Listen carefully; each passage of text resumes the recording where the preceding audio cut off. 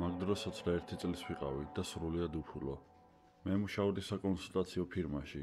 ჩემთვის საკმარის ფულს ვაკეთებდი, რომ მე არსება, მაგრამ ყოველთვის მინდოდა მე მოგზაურო სხვა ქვეყნებში. ამ სურვილს კი ამ სამსახურის შემოსავალი არ ეყოფოდა. ამიტომ მჭირდებოდა რაიმე სხვა შემოსავალი.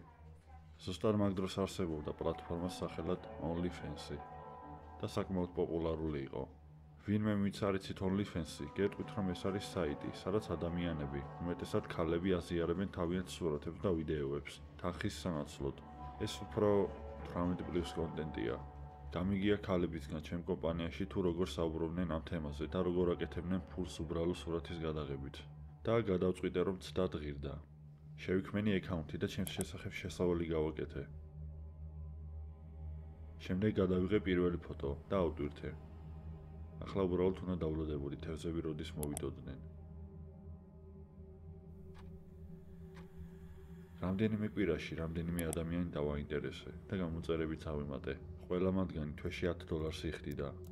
ზოგიერთი მათგანი მეცაც კი ემაძლევდა ექსკლუზიური კონტენტის სანაცვლოდ. ჩემ თავს პირობა მივეცი, რომ რა ფულსაც არ ვიშოვიდი, მხოლოდ მოგზაურობისთვის გამოვიყენებდი და როცა საკმარისი მექნებოდა, თავს დავანებებდი. რამდენიმე ხნის შემდეგ ბევრი საქმე მქონდა ჩემს კომპანიაში. ერთ შუა დღეს ბიზნეს შეხვედრაზე ვიყავი ჩემს თანამშრომლებთან. ჩემს კომპანიას ჰქონდა ბიზნეს კარტები, რომელიც ჩემნაირი დაბალი დონის კადრსაც კი ჰქონდა და დაინტერესების შემთხვევაში ჩვენს კლიენტებს ვაძლევდი. სიმართლე გითხრათ, იმ დღეს ბევრ მათგანს შევხვდი, სხვადასხვა პიჯაკით და სხვადასხვა ვარცხნილობით. სახლში გამოფიტული დავუბრუნდი. მაგ საღამოს სანამ დავიძინებდი, ჩემს აკაუნტში შევედი, რომ გამიგო როგორ მიდიოდა საქმე. კარგია, ახალი გამომწერი დამემატა, რომელსაც ეწერა უცნაური იუზერი, ჯონ სმიტი. მან მაშინვე პირადი შეტყობინება გამომიგზავნა, როგორც კი დაინახა, რომ ონლაინ ვიყავი. $10 თვეში, Netflix-საც კი არ მიაქვს მაგდენი. ხო, მაგრამ ღირს, იმედები არ გაგიცრუდება. ჯერჯერობით მომწონს, რასაც უყურებ. ძალიან ლამაზი ხარ. ძალიან დიდი მადლობა. მან რამდენიმე მეგობრული სიტყვა მომწერა, მაგალითად თუ მყავდა ძაღლი. არ მყავს. თუ ვინმეს ხვდებოდი. არა, და თუ ჩემს ოჯახთან ცხოვრობდი. ქირით ცხოვრობ თორნი. ახლა ერთი კვირით წასულია. იცი, ძალიან ლამაზი ხარ. კიდე მომწერა. მადლობა. ალბათ სათამაშო თოჯინაზე ხშირად შემიგუზები. შეიძლება რაღაც შეგიკვეთო. ფოტოს გულისხმობ? გააჩნია რა ფოტოა და რამდენს გადაიხდი. $5 რომ მოგცე, გადაიღებ შენი სახის ფოტოს. დიდი დღე იყო და იმის მიუხედავად რომ დაღლილი ვიყავი, გამახსენდა რომ ფული მჭირდებოდა. ამიტომ უცბად გადავიღე და გავგზავნე ფოტო, რომელსაც მხოლოდ $5 გადახდის შემდეგ გახსნიდა. მან გახსნა და კმაყოფილი დარჩა. ამის შემდეგ მან კიდევ ერთი შეკვეთა გააკეთა. შენს ფეხებს რომ გადავუღო და გამომიგზავნა, კიდევ 5-ს გადავიხდი. რა თქმა უნდა, რაც გინდა. არ მესმის იმ ადამიანების კატეგორიის, ვინც ფეხებზე გიждდება, მაგრამ გადავუღე და გავუგზავნე. მან კიდევ რამდენჯერმე გამიკეთა შეკვეთა. ყველა მათგანზე $5 იხდიდა. იქამდე სანამ კიდევ ერთი შეკვეთა გააკეთა, ამჯერად $10. ინსტაგრამზე დამამატე, ჯონ სმით 23. $10 მხოლოდ რომ ტიპი ინსტაგრამზე დამემატებინა. რატომაც არა. ერთი წელი აქ არაფერი დამიდია და მხოლოდ რამდენიმე პოსტი მქონდა. ფული ჩარიცხა და დავამატე. მას ინსტაგრამზე არაფერი ედო, მაგრამ მქონდა ჰაილაითები. ცნობის მოყოლების გამო დავაჭირე, რომ გამიგო რა დადო. იქ იყო ვიდეო, სადაც ჩემი სახლი ჩანდა, რომელიც დადო 2 საათის უკან. შემდეგ ისტორი 5 წუთის უკან. ამჯერად სახლი უფრო ახლოდან ჩანდა და ჩემი ოთახის ფანჯრიდან შუქი გადიოდა.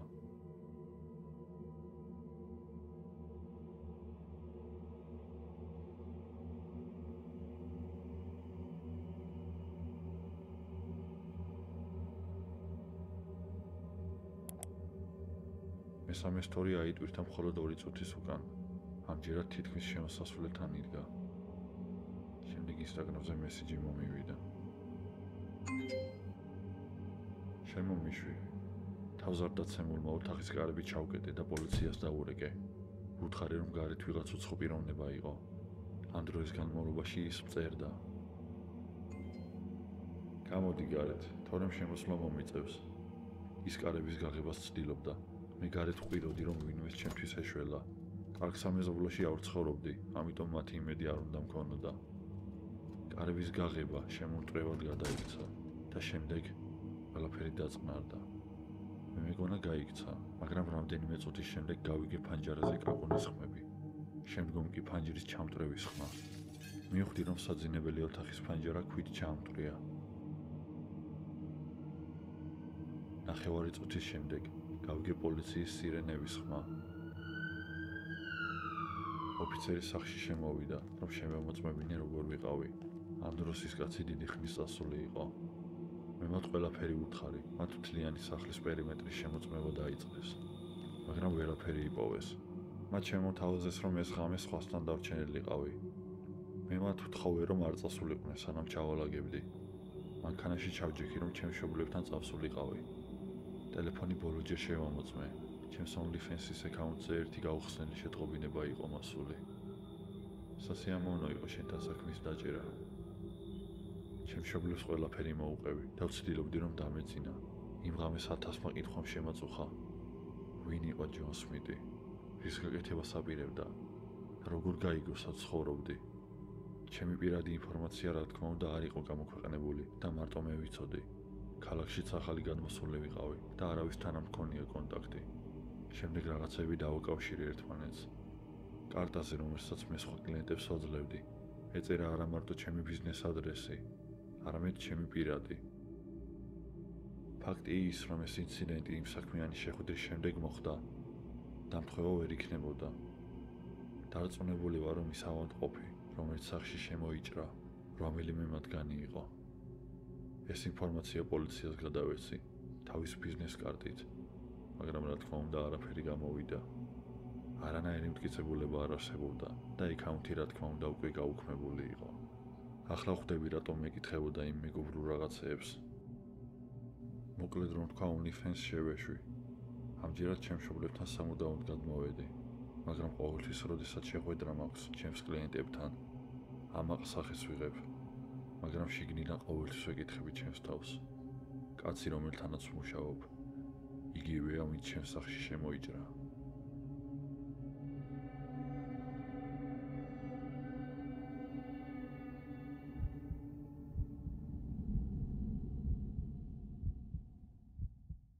ცოტა ხნის წინ OnlyFans-ი დავიწყე. ვიცი, რასაც ვფიქრობთ, მაგრამ მაგ დროს შეყვარებული არ მყავდა. დავიფიქრე, რომ ცუდი არაფერი იქნებოდა იმაში, რომ ცოტაოდენი ფული მეშოვნა. თავიდან დავიწყე უწყინარი ფოტოების ატვირთვა, ხოლო შემდგომ უფრო 18+ კონტენტის. ხო, არ ვამაყობ მაგით, მაგრამ არც მწვენია. ჩემს მშობლებთან ცხოვრობდი მაგ დროს და ფრთხილად უნდა ყოფილიყავი ჩემს საქმიანობასთან. მე ამწვენოდა, მაგრამ ვიცოდი ჩემი მშობლები ამ თემასთან დაკავშირებით რას ფიქრობდნენ. როცა წავიდოდნენ, მხოლოდ მაგ შემთხვევაში ვიწყებდი ფოტოების გადაღებას. ასევე ჩემი მეგობრებისთვისაც არ მithქვავს. მოკლედ ძალიან პრივატული საქმე იყო. თვეების განმავლობაში ამჯეროდ რამდენ ფულს შოულობდი ამ საიტით. საკმაოდ კარგი რაოდენობის მაყურებელი და თვიური შემოსავალი მქონდა. ამიტომ გადავწყვიტე, რომ ჩემი თავი დამესაჩუქრებინა. ჩემს გარდერობში ახალი ტანსაცმელი თითქმის არ იყო. ამიტომ გადავწყვიტე, რომ მოლში წავსულიყავი. შესაძლოა თქვენთვის უცნაური იყოს, მაგრამ როცა მაღაზიაში შევედი, შოპინგის პროცესის ლაივში გადაღება დავიწყე, რომ გამიგო რომელი სტილი მომიხდებოდა მათი აზრით და ასე შემდეგ. ასეთი სახის ვიდეოებს სხვა ადგილებშიც ვიღებ, მაგალითად კაფეში, ან თუნდაც ჩემს სახლთან. უმეტესწილად კომენტარები პოზიტიური იყო და კომენტარებში სახელებიც დამიმახსოვრე. სტრიმი 20 წუთის შემდეგ დავასრულე და სახლში დაბრუნებას ვაპირებდი. საღამოს ჩემი აკაუნტში შევედი და ვნახე, რომ ვიღაცას მოწერილი ჰქონდა. მადლობა, რომ ჩვენი დრო და ფული დახარჯე. რატომ არ გითხარი, რომ შეყვარებული ყავდა? შეგიძლია ჩათვალო, რომ ერთგული გამომწერი დაკარგე. შეყვარებული? საიდან მოიტანა? ეს ტიპი ჩემი ერთ-ერთი საუკეთესო მხარდამჭერი იყო და ძალიან მწუხდი, რომ მიდიოდა. ამიტომ უპასუხე. ჰეი, მე შეყვარებული არ მყავს. ჩიტივით თავისუფალი ვარ. ვინ გითხრა ეგ? გონია სულელი ვარ? რამდენიმე კვირა დამჭირდა რომ შემემჩნია, მაგრამ ცხადია რომ ვიღაცა გყავს. მას სულ შენს უკან ვხედავ ლაივის დროს. დღესაც შენთან იყო დასაცმელების მაღაზიაში. რას გულისხმობ? ის ტიპი, მწვანე რო ეცვა. ისე კი მეწოდება ის ბიჭი, შენაირთა რომ არის. დღევანდელი სტრიმი შევამოწმე. 5 წუთის შემდეგ მართლაც გამოჩნდა ვიღაც კაცი მწვანე მაისურში. ძალიან მაღალი და ათლეტური შესახედაობის იყო, სადღაც 30 წლამდე და ის ჩემთან ახლოს მოვიდა. კარგი, და ის რას ამტკიცებს? უბრალო ბიჭი ჩემს უკან მაღაზიაში. ვიდეოს ყურება გავაგრძელე და შევნიშნე რომ დროდადრო მაგვირდებოდა. მაგრამ ეს მხოლოდ დამთხევა იყო. გადავწყვიტე წინა სტრიმებით შემემოწმებინა. ის მოლშიც ჩემს უკან იდგა. კაფეში, პარკში და პლაჟზე. და ყველა მათგანში იგივე დასაცმელი ეცვა. ეს კაცი, რომელიც მე ცხოვრებაში არ მინახავს, მითვალთვალებდა ყოველ დღე. არ ვიცოდი რა გამიკეთებინა. ის ჩემთან არასდროს ახლოს არ მოსულა. გადავწყვიტე რომ ცოტა ხნით ამ საქმიანობისგან პაუზა ამიღო. ამით როცა დაინახავს რომ ლაივში აღარ გავდივარ, მობეზრდება და თავს დამანებებს. როგორი გულუბრყვილო ვიყავი. რამდენიმე კვირა გავიდა და საბედნიეროდ ის ტიპი არ შემხვედრია. ვიფიქრე რომ ჩემმა გეგმამ გაამართლა. ჩემი ფანები უარყოფითად იყვნენ განწყობილი იმ ფაქტზე რომ ახალ ფოტოებს აღარ ვტვირთავდი და გამოუშავებული ფულიც ნელ-ნელა იკლებდა. ერთშაბათ ჩემი მშობლები სავახში მოწავიდნენ და მარტო დავრჩი. გადავწყვიტე რომ ფოტოები გადამიღო. იმ ღამეს საჭმელი გავაკეთე.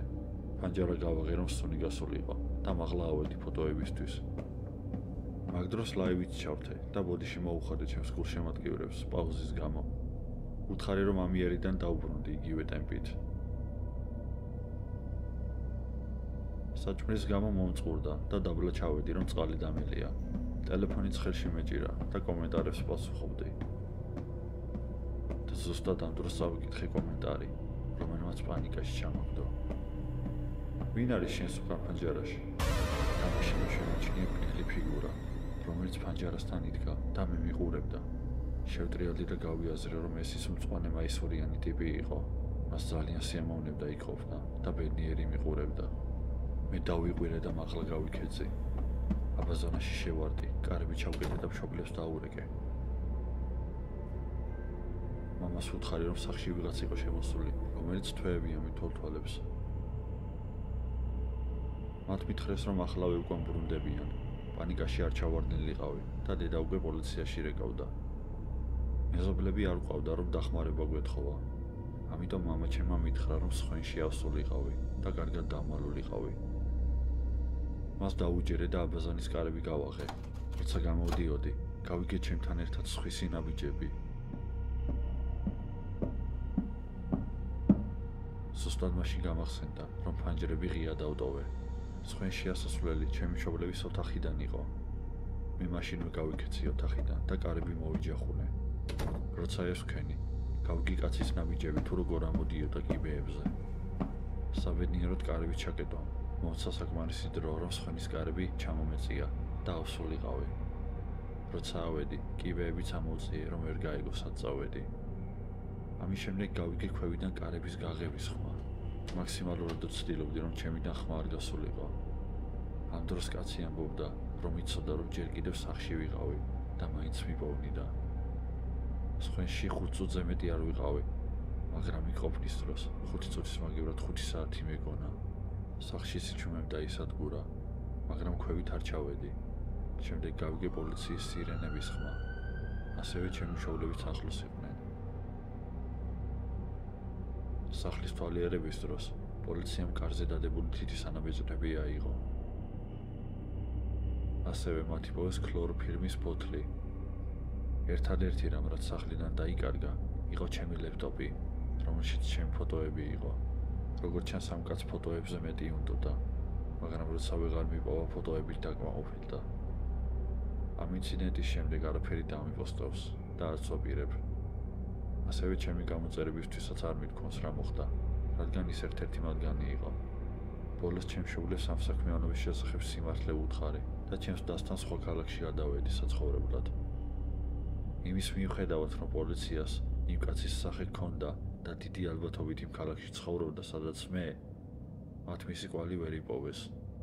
არ ვიცი ჩემს სახლს საიდან მოაგნო. უბრალოდ ბედნიერი ვარ, რომ ცოცხალი და უნებელი დავრჩი. და მადლობა იმ გამომწერს, რომელმაც შეამჩნია ის კაცი ფანჯარასთან. ვინ იცის, მას რომ არ ითქვა. ახლა ამ ისტორიას ვერ მოყვებოდი.